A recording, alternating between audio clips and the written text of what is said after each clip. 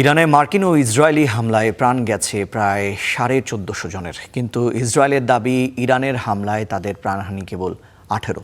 তবে ফলে ইসরায়েলের বিরুদ্ধে অভিযোগ রয়েছে তথ্য গোপনের, কিন্তু দেশটির ইহুদি দাফন এবং উদ্ধার সংক্রান্ত দুটি সংস্থার তথ্যেই উঠে এলো ভয়াবহ চিত্র।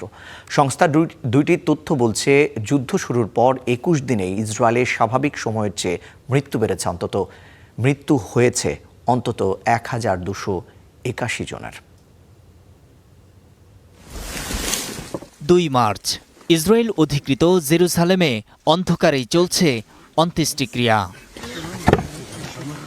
মরদেহ সৎকারে হাজির হাতে গোনা কয়েকজন, কান্নার রোল সেমিট্রির আশপাশে। সবার মাঝে আতঙ্ক স্পষ্ট, কারণ যুক্তরাষ্ট্র ও ইসরায়েলের যৌথ হামলার জবাবে সমানতালে ক্ষেপণাস্ত্র ছুটছে ইরানও। শুধু রাতেই নয়, সেমিট্রি অভিমুখে কফিনবাহী মানুষের উপস্থিতি দেখা মেলে দিনের আলোতেও। বাইরে শোকাহত স্বজনরা। তবে এমন দৃশ্য আর খুব বেশি প্রকাশ পায়নি। বিতর্ক রয়েছে, ইরানের হামলার ক্ষয়ক্ষতি ও প্রাণহানির তথ্য গোপন করছে ইসরায়েল। সর্বোচ্চ নেতা আয়াতুল্লাহ আলী খামেনি সহ ইসরায়েল হত্যা করেছে প্রায় ১৪৫০ ইরানিকে। বিপরীতে ইসরায়েল সরকারের হিসাবে ৪ সপ্তাহের যুদ্ধে নিহতের সংখ্যা খুবই নগণ্য। ফলে এই তথ্য যাচাই করেছে ইরানের তাসনিম নিউজ এজেন্সি।